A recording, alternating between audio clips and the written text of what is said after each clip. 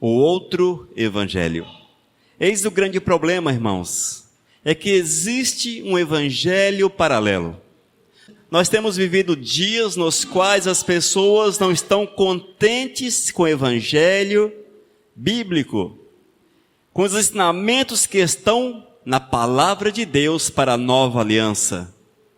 E estão buscando encher muitas vezes a liturgia, encher a igreja com princípios que fogem àquilo que Deus quer para a nossa vida, para a nossa realidade. E que nós estejamos atentos a tudo quanto será falado nessa noite, porque é o Espírito trazendo ensinamento às nossas vidas. Vamos orar. Senhor, nós te louvamos pela tua graça e misericórdia.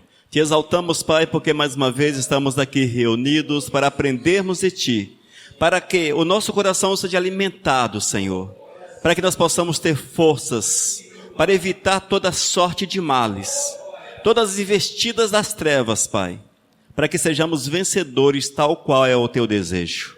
Ó Deus, abençoe e fala conosco. Esse é meu clamor em nome do teu Filho Jesus. Amém, Senhor. Glórias a Deus. Amados, vamos abrir a Bíblia em Gálatas capítulo 1. Nós vamos ler a partir do versículo 6 até o versículo 9. Ouça o que diz o apóstolo Paulo, ensinando a igreja da região da Galácia. E ele diz: admira-me que estejais passando tão depressa daquele que vos chamou na graça de Cristo para outro evangelho, o qual não é outro, senão que há alguns que vos perturbam e querem perverter o evangelho de Cristo. Mas, ainda que nós, ou mesmo anjo, vindo do céu, vos pregue evangelho que vá além do que vos temos pregado, seja anátema, seja maldito, seja amaldiçoado. Assim como já dissemos e agora repito, se alguém vos prega evangelho que vá além daquele que recebestes, seja amaldiçoado, seja anátema. Irmãos, o que estava acontecendo naquela região era o seguinte: o apóstolo Paulo havia pregado o evangelho no reino romano. E ali muitos haviam convertido a Cristo, aceitado a mensagem da salvação, a mensagem da nova aliança, aceitado o evangelho do Senhor. No entanto, nessa leva de conversões, alguns judeus também converteram-se. E eles procuravam inserir no culto os velhos costumes. Eles queriam trazer as práticas lá do Antigo Testamento, para que fosse participante dentro do culto do Senhor. E eis o grande problema, irmãos. O apóstolo Paulo levanta-se e defende o evangelho de Cristo, o evangelho verdadeiro, e afirma que esse outro evangelho, ele não parte do Senhor, não tem a direção de Deus, não tem a orientação do Todo-Poderoso. Nós precisamos estar atentos a esta verdade. Isso aconteceu por volta do ano 50 da nossa era. Mas vemos que não mudou muita coisa. Naqueles dias, aqueles que eram judeus queriam trazer para dentro da nova mensagem do evangelho de Cristo a circuncisão, os costumes da lei de Moisés. Este era o panorama, amados. Mas por incrível que pareça, esse mesmo panorama nós vemos que se repete hoje, em nossos dias, quando as igrejas chamadas evangélicas procuram de todas as formas costumes judaicos e estão tentando judaizar o culto. É a mesma dificuldade que o apóstolo Paulo teve há 2000 anos atrás, que se repete em nossos dias. No decorrer dessa palavra, os amados hão de entender a este respeito. No versículo 6, nós vemos que eles abandonam o evangelho de Paulo, o evangelho que Paulo estava pregando, o evangelho de Cristo. E o texto diz: admira-me que estejais passando tão depressa daquele que vos chamou na graça de Cristo para outro evangelho.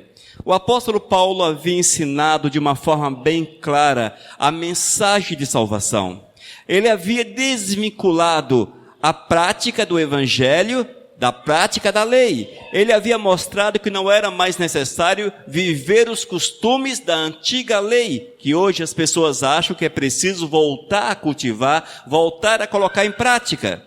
Mas o apóstolo diz que não era mais necessário viver daquela forma, mas sim buscando o Senhor, vivendo os princípios de Deus, amando o Senhor acima de todas as coisas, é vivendo pela fé, não mais pelas obras, mas sim pela fé.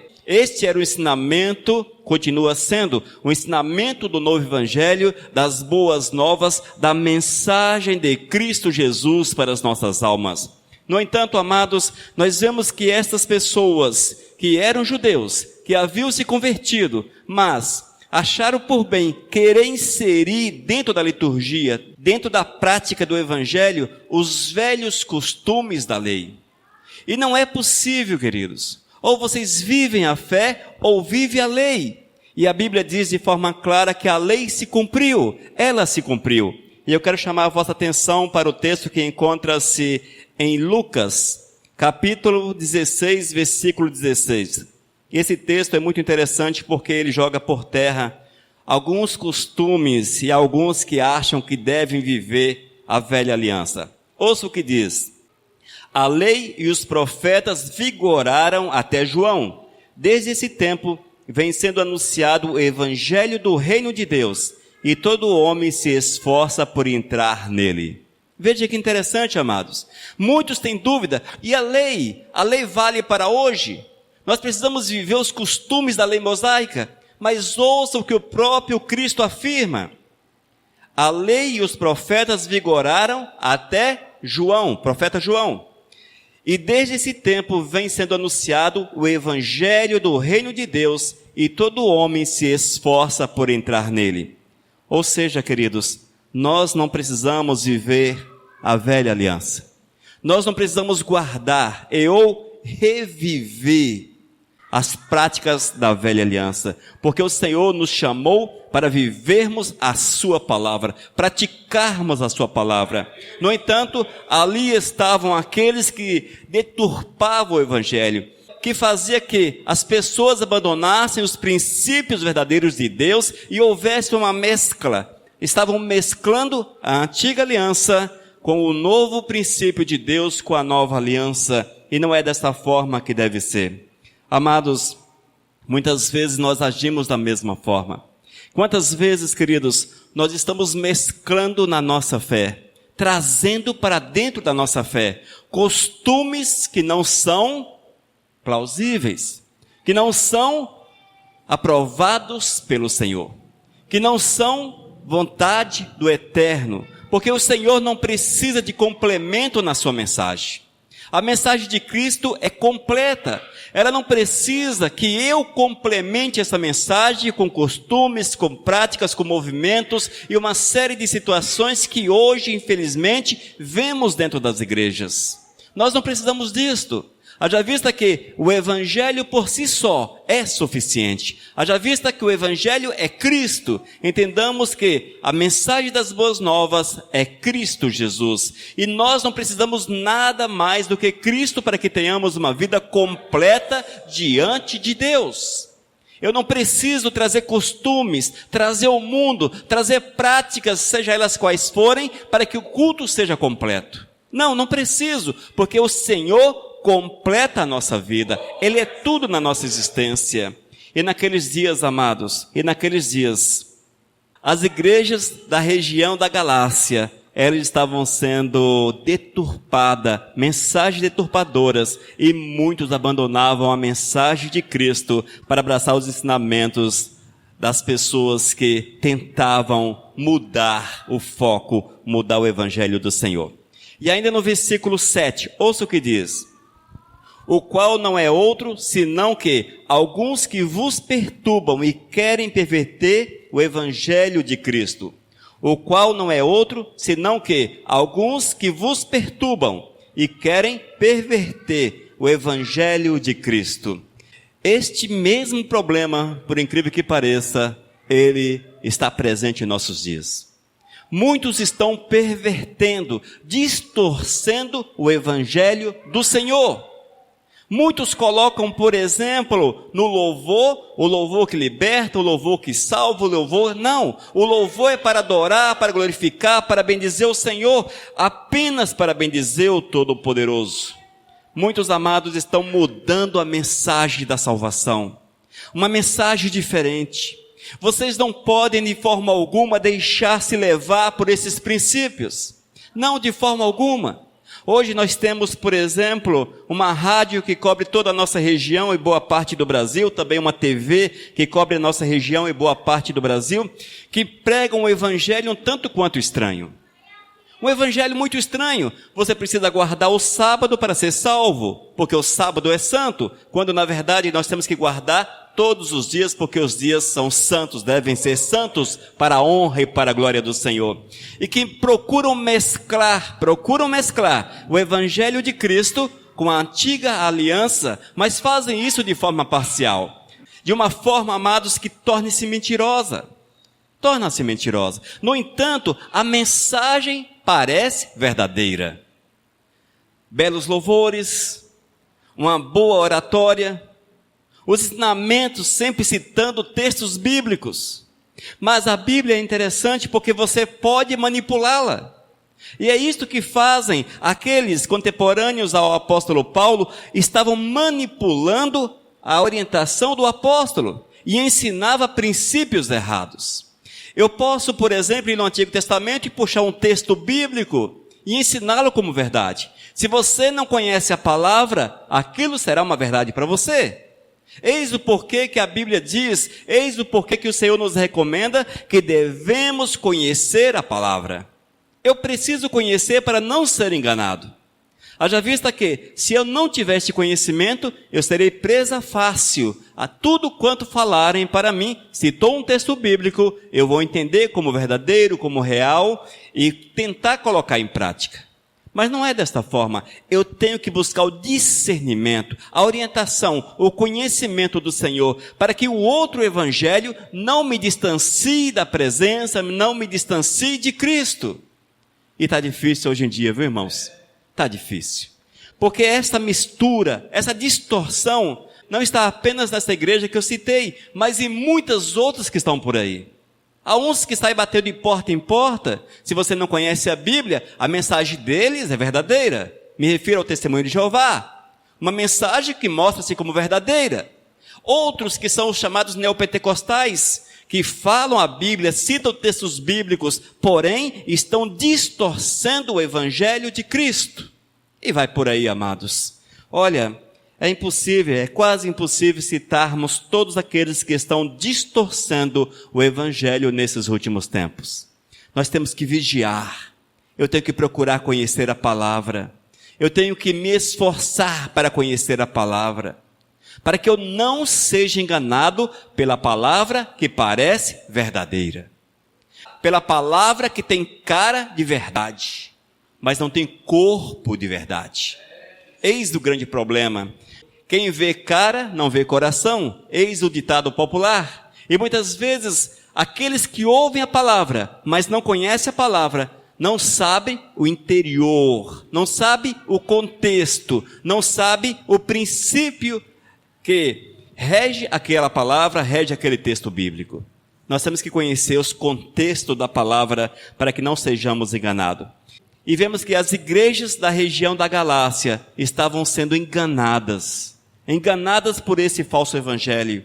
E o apóstolo Paulo, que provavelmente estava em Roma, escreve esta carta, chamando a atenção para que houvesse uma volta aos ensinamentos, aos princípios de Deus. Mas vale ressaltar, irmãos, que hoje é fácil. Hoje nós vivemos no tempo da graça, glórias a Deus. Hoje tudo é fácil. Nós não somos bem-sucedidos porque não buscamos. Se buscássemos, o Senhor se manifestaria de uma forma poderosa. Hoje nós temos esses ensinamentos mastigados para nós. Você tem a Bíblia na tua mão. É ler e praticar. Mas lembre-se que, há 2000 anos atrás, estas cartas paulinas não chegavam às mãos de todos os crentes. Não chegava à mão de todos, amados. Era escrito de forma manual, era uma carta literalmente. Não era reproduzida, não tinha uma gráfica, não tinha um computador para sair reproduzindo tudo, não tinha mídia para reproduzir, não. Aqueles que tinham acesso a essas cartas eram limitados. Essas cartas eram lidas nas reuniões, nos cultos, e os que estavam presentes eram tocados e procuravam viver a verdade descrita pelo apóstolo. E aqueles que não estavam presentes? O erro, amados, ele propaga com mais facilidade do que a verdade. Sempre propaga com mais facilidade. E nós vemos que, naqueles dias, as pessoas que se levantavam contra o evangelho, tentando ensinar um evangelho falso, o outro evangelho, certamente eles eram mais hábeis do que aqueles que tinham a mensagem e saíam a deturpar a mensagem de Cristo Jesus, a distorcer a palavra. E o apóstolo escreve: o qual não é outro, senão que alguns que vos perturbam e querem perverter o evangelho de Cristo Jesus. Em nossos dias, quantas distorções! Quantas distorções! Amados, vivemos no mar de distorções. Vivemos no mar em que as pessoas afirmam que, para que tu sejas liberto, necessário é fazer ofertas. Para que tu sejas liberto, ser dizimista. Para que tu sejas liberto, receber a oração forte de um homem forte. E vai por aí os ensinamentos. Quantas distorções. Quantos ensinamentos que não há base bíblica. Só que as pessoas alimentam-se disso. Poderia citar aqui inúmeras distorções do evangelho atual. Mas os amados sabem quais são. Nós precisamos estar atentos à palavra do Senhor. Atentos para uma mensagem dada pelo Espírito Santo, confirmada pelo Senhor, pelo Espírito Santo. Outro problema muito sério nos nossos dias é a disseminação do evangelho. Muitos dizem: melhor ter uma igreja do que um boteco na minha rua. Eu concordo. Eu concordo e discordo. Não sei quem é pior, se é a falsa igreja ou se o boteco. Eu não sei qual é o pior. Pelo menos aqueles que estão no boteco podem ser alcançados pelo evangelho, terem seus olhos abertos e mudarem de vida. E aqueles que estão envolvidos pelo enrolar das falsas religiões, da religião falsa. Esses, quando decepcionam-se com a igreja, não querem saber mais de Deus, porque decepcionam-se com Deus também. Eles associam a igreja a Deus. Portanto, eu não sei o que é pior, sinceramente. Eu não sei o que é pior, se é uma falsa igreja na sua rua, ou se é um boteco na sua rua. No entanto, nós precisamos entender que estes que se levantam para distorcer o evangelho de Cristo, são enviados das trevas. Isto com certeza. São enviados do diabo porque ele tem uma missão, e a missão do diabo é afastar cada um de nós da presença do Senhor. E às vezes, amados, o nosso coração endurece.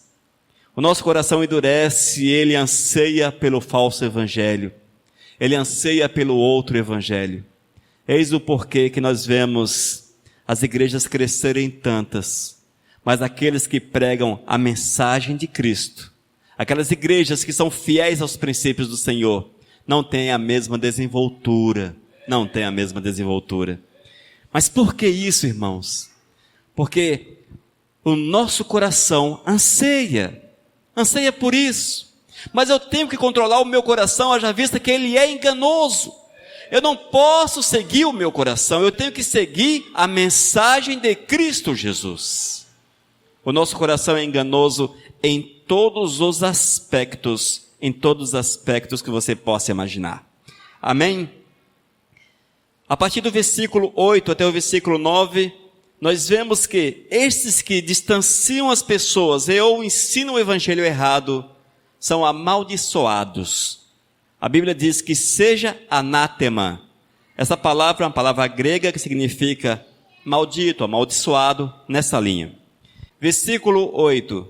Mas ainda que nós, veja, ainda que nós, o apóstolo Paulo se coloca no grupo, ainda que nós, ou mesmo um anjo vindo do céu, vos pregue evangelho que vá além do que vos temos pregado, seja anátema. Assim como já dissemos, e agora repito, se alguém vos prega evangelho que vá além daquele que recebestes, seja anátema. Amados, esta recomendação do apóstolo Paulo, ela é muito ampla mesmo. Primeiro, eu tenho que vigiar a minha vida, e ele mesmo diz, nós, Nós temos que vigiar a nossa vida para que o nosso ensinamento seja segundo a vontade do Senhor. Eu tenho que vigiar, irmãos, aquilo que eu falo, para que eu não venha ensinar um evangelho que seja contrário aos princípios de Deus. Eu tenho que vigiar muito, caso contrário, eu posso ser encontrado no grupo dos malditos, dos amaldiçoados, e certamente estes não herdarão o reino dos céus. Eis aí a consequência de ser amaldiçoado: não hão de herdar o reino dos céus. Eis o perigo das inserções. Quando nós olhamos e vemos tantas igrejas ensinando um evangelho tão longe da palavra, tão longe do evangelho, tão longe dos princípios que estão nas Sagradas Escrituras. Olha, irmãos, é tenso, mas esses não estão fazendo a obra de Deus. Esses estão debaixo de maldição. Há 2000 anos atrás, esse grupo, o apóstolo Paulo afirmou que seriam amaldiçoados. E nós, em nossos dias, se não vigiarmos, com certeza seremos também amaldiçoados. Mas veja, os ensinamentos não apenas de homens. Vemos que muitos estão ensinando, muitos homens com ensinamentos contrários à verdade do Senhor. Quantos ensinamentos, quantas teologias, quantos princípios, quantas teses são ensinadas nas igrejas. Quantas coisas. Vemos também o renascer desse estado judaizante. A igreja que se espelha no judaísmo. Amados, quando se fala contra o judaísmo, é como se você mexesse no vespeiro, porque as pessoas se levantam, haja vista que elas se espelham numa religião que é contrária à nossa religião, por incrível que pareça. Está na Bíblia, sim, na lei mosaica. Se aplica a nós hoje? Não. Vocês viram em Lucas capítulo 16, versículo 16, que tudo ficou lá no tempo de João Batista. A lei se cumpriu, os profetas se cumpriram. Veja, só que as pessoas querem trazer para hoje esse estado místico. As pessoas gostam disso, o misticismo. Se eu puder carregar alguma coisa que me faça ter fé, eu vou carregar.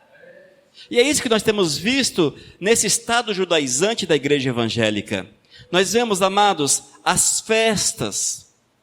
As igrejas evangélicas estão revivendo as festas. Claro, numa situação muito longe daquilo que era a realidade, porém estão aí com festa do tabernáculos, por exemplo, a Páscoa, que não se aplica à nossa realidade como cristãos. A Páscoa apontava para Jesus.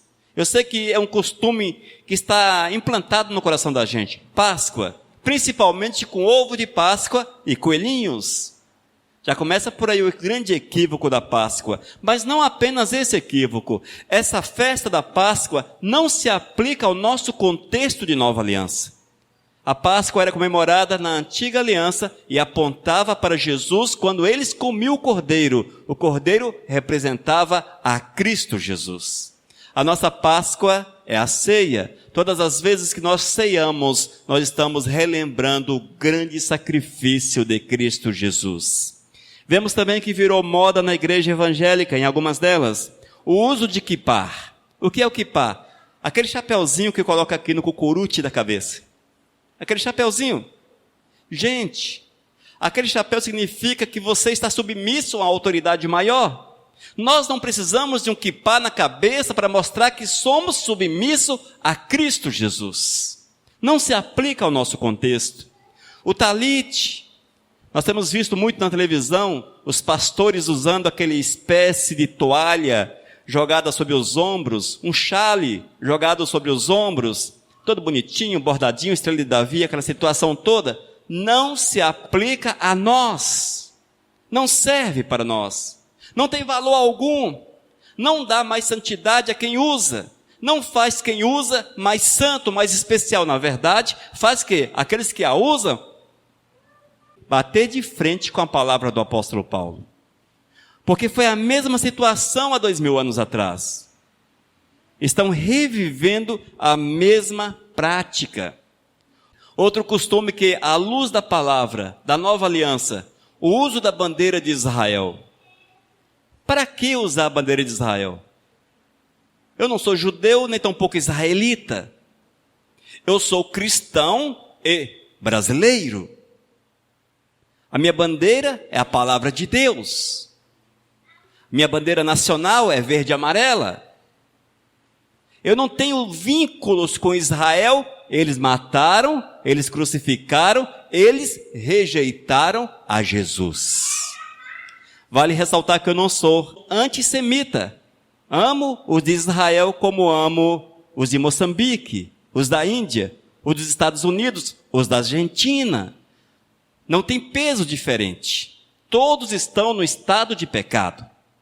A igreja evangélica brasileira, eu acho que do mundo todo, elas querem batizar-se no Rio Jordão, trazem óleo lá de Israel, trazem terra, pedra de Israel, trazem água de Israel. Gente, Israel não é um lugar místico que representa a presença do Senhor. Eles rejeitaram a Cristo. Nós temos que ter muito cuidado com isso, irmãos. O fato de alguém batizar-se nas águas do Jordão não o faz melhor do que aqueles que batizam aqui no rio de montanha, nos córregos de montanha, aliás. Não os fazem melhor.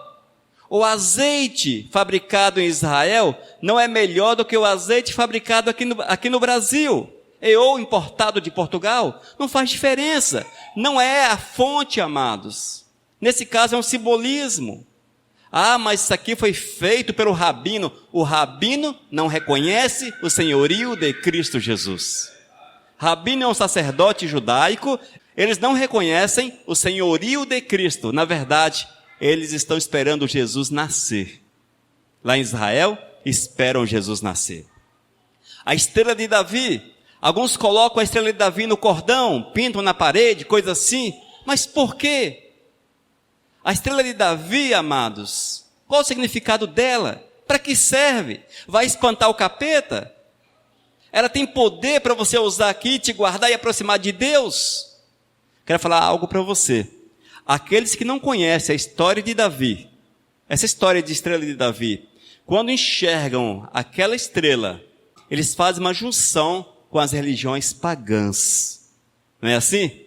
Onde é que você vê aquelas estrelas? Nos centros. Mas por quê? Qual a utilidade para nós? Porque eu, como cristão, tenho que usar uma estrela de Davi. Não sou judeu. Não tenho vínculos, na verdade eu sou gentio. Eu sou um em Cristo Jesus. Apenas isso. Amados, são os costumes que são inseridos e que pregam um novo evangelho. Algumas igrejas, amados, mas pastor está falando mal das igrejas? Não, estou falando mal dos costumes das igrejas, que precisavam voltar para os princípios bíblicos. Essa que é a verdade. Algumas igrejas têm, aqui em cima dessa mesa, um candelabro. Vocês já viram um candelabro? Chamado também de menorá. Aquilo, irmãos, não tem significado nenhum para nós que somos cristãos. Não tem significado nenhum. Mas está com as velas acesas. A nossa luz é Cristo Jesus. Menorá não vai iluminar meu caminho, a minha fé em nada. A arca da aliança, maldita a arca da aliança. Palavra pesada, verdadeira. Jeremias capítulo 3, versículo 16. Deixa-me abrir aqui rapidamente, para que vocês entendam porque eu proferi dessa forma. Jeremias 3,16. E vemos, queridos, que as igrejas, para representar Jesus, lançam mão da chamada Arca da Aliança. Por que eu falei maldita? Porque tornou-se um objeto de reverência, de adoração. Em algumas igrejas, você não pode tocar na Arca da Aliança, porque ela é a presença de Deus. Tornou-se um ídolo dentro da igreja. Jeremias 3,16, ouça, sucederá que, quando vos multiplicardes e vos tornardes fecundo na terra, então diz o Senhor, nunca mais se exclamará, a arca da aliança do Senhor, ela não lhes virá à mente, não se lembrarão dela, nem dela sentirão falta, e não se fará outra. Olha só, Jeremias 3,16, amados, tem uma lei, tem um mandamento do Senhor. Agora, por que a igreja evangélica está cheia de Arca da Aliança? É porque é o outro evangelho. É o outro evangelho. Mais uma vez, Jeremias 3,16. Sucederá que, quando vos multiplicardes e vos tornardes fecundo na terra, então diz o Senhor, nunca mais se exclamará. Quem disse? O Senhor. Então diz o Senhor, nunca mais se exclamará. A arca da aliança do Senhor, ela não lhes virá à mente, não se lembrarão dela, nem dela sentirão falta, e não se fará outra. É claro ou não é, irmãos, o texto bíblico? Como é que eu posso hoje fazer uma réplica mequetrefe de plástico, muitas vezes de madeira, ou de latão, de zinco, sei lá, daquilo que era perfeito, que representava nos tempos lá do Antigo Testamento, a presença do Senhor no tabernáculo? Como é que eu posso fazer essa arca mequetrefe, colocar na frente da igreja e falar, ó, aqui está a presença do Senhor, toque nela, não sei o quê. Ah, gente, isso é heresia, é idolatria, isto é o outro evangelho. É isto que o apóstolo Paulo condenou há 2000 anos atrás e precisa ser condenado em nossos dias. Nós temos visto que as pessoas têm amado a Arca da Aliança. E dificilmente você, quando vê um vídeo de uma igreja ou coisa assim, não tem a dita da Arca da Aliança lá na frente, ocupando o lugar do Senhor. Maldita a Arca da Aliança, tornou-se objeto de adoração, tornou-se objeto de idolatria, de heresia. Estejamos atentos e que o nosso coração não venha ansiar por estas coisas. Amados, nós temos que estar ligados no verdadeiro evangelho, no evangelho de Cristo Jesus. Nós não precisamos de nada dessas coisas, irmãos. Nós não precisamos nada dessas coisas. Eu não preciso, de forma alguma, de água fluida. Eu não preciso de água benta. Eu não preciso de folhas de arruda, de sal grosso. Eu não preciso de óleo de Israel. Eu não preciso de terra de Israel. Eu não preciso de toalhinhas. Eu não preciso de foto de pessoas importantes dentro do meio religioso, dentro da minha casa. Eu não preciso, amados, de referenciais físicos. A minha referência é Jesus. E eu amo com o meu coração e vivo pela fé, sem olhar por circunstâncias, sem olhar para as circunstâncias. Nós temos que vigiar bastante, vigiar muito. Amados, aqueles que se deixam envolver por essas situações, o texto é claro, tornam-se amaldiçoados. E eu quero falar para vocês o seguinte, o evangelho é mais sério do que parece. O Senhor é justiça. A palavra de Deus é justa. Mas há uma segunda espécie nesse mesmo texto, versículo 8. Mas ainda que nós, ou seja, os homens, os líderes humanos, ou mesmo um anjo vindo do céu, vos pregue um evangelho que vá além do que vos temos pregado, que seja amaldiçoado. Um anjo do céu. Um anjo do céu. Infelizmente, nós temos visto que alguns anjos têm direcionado grupos de pessoas por aí. Ah, eu recebo a visão do anjo tal, a direção do anjo tal. Ah, o anjo tal me orientou, o anjo tal me disse. O anjo tal falou para fazer dessa forma, fazer daquela forma. Tem pessoas, tem grupos religiosos, chamados evangélicos, que são direcionados por anjos. Cuidado com isso. Cuidado com isso. Mas algum tempo atrás eu estava vendo no Facebook uma live profética. E nessa live profética, o pseudo-profeta, ele consultava um anjo. Ele olhava para o anjo Gabriel. E aí, Gabi, o que é que nós falamos para ela? Ah, anjo Gabriel, ah, não sei o quê. Amados, a que ponto chega? Olha a que ponto chega. Mas cada um serve o anjo que quer, não é verdade? Você pode servir o anjo que quer. Mas quando você olhava o número de pessoas que estavam acompanhando aquela live, ela chegava a quase 2.000 pessoas conectadas simultaneamente. E nos comentários, glórias a Deus, o profeta tal fala comigo, pergunta a Gabriel, e não sei o quê, e etc. Glórias a Deus, gente de cima embaixo. Quantos mil comentários? Porque tinha um profeta que consultava o anjo Gabriel. Na verdade, esse profeta está nas lives ainda. E assim vai, amados. Mas é preciso cuidado. Porque se aparecer diante de vocês um anjo com uma mensagem que distorce a palavra escrita, a palavra dada pelo Senhor, que seja amaldiçoado, que seja anátema. Nós não podemos acreditar, nós temos que viver esse evangelho que é ensinado de forma tão simples, de forma tão clara.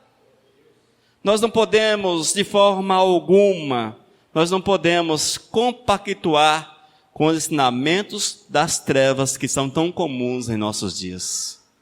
Queridos, viver Cristo Jesus não é difícil, mas nós temos que vigiar. E para vigiar eu preciso conhecer. Eu só posso vigiar alguma coisa se eu conheço. Você precisa ter o discernimento, e o discernimento vem através do conhecimento. Portanto, amados, tenhamos cuidado com outro evangelho. O apóstolo Paulo, há 2.000 anos atrás, já alertava as igrejas da região da Galácia. Olha, Gálatas, fique atento com outro evangelho. Não aceite aqueles que estão deturpando a mensagem de salvação, a mensagem que foi pregada, e todos aqueles que inserem alguma coisa nessa mensagem, estão deturpando a palavra, haja vista que a palavra é completa. A palavra que nós temos hoje, ela é completa. E eu não preciso inserir nada, eu não preciso agregar nada a esta palavra para que ela seja mais agradável aos nossos ouvidos. A palavra do Senhor é desta forma. É simples assim. Às vezes ela desce difícil na garganta da gente, né? Mas é verdade, amados. Ela entra meio que atravessada pelo ouvido nosso. Mas fazer o quê? É assim, porque é o Senhor que é o dono. Nós temos que fazer não a nossa vontade, mas a vontade do Senhor na vida da gente. Portanto, amados, vamos vigiar e vamos buscar servir ao Todo-Poderoso da forma que está na palavra, sem acréscimos, e não nos deixemos enganar pelos falsos profetas dos últimos tempos, pelas falsas religiões dos últimos tempos, porque essas estão cada dia em maior número, cada dia em maior número. E estão levando muitos para longe de Cristo Jesus. E muitos são enganados na boa fé, não importa. Com boa fé ou sem boa fé, estão errados da mesma forma. A justiça mostra dessa forma. Você pode fazer alguma coisa na boa fé ou na má fé. Você vai responder pelos teus atos diante do Senhor da mesma forma. Amém? Vamos orar então? Senhor, nós queremos te glorificar pela tua palavra, Pai.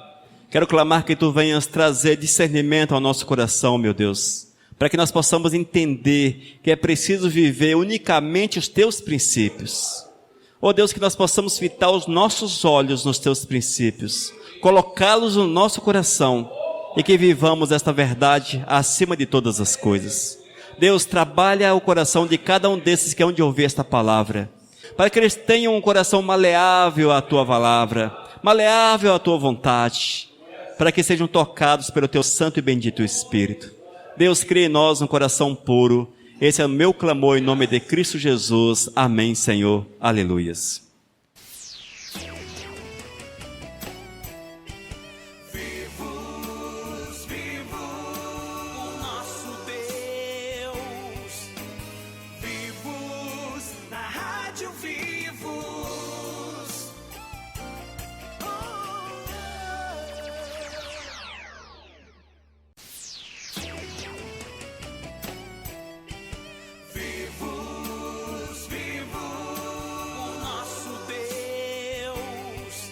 Mensagem 850.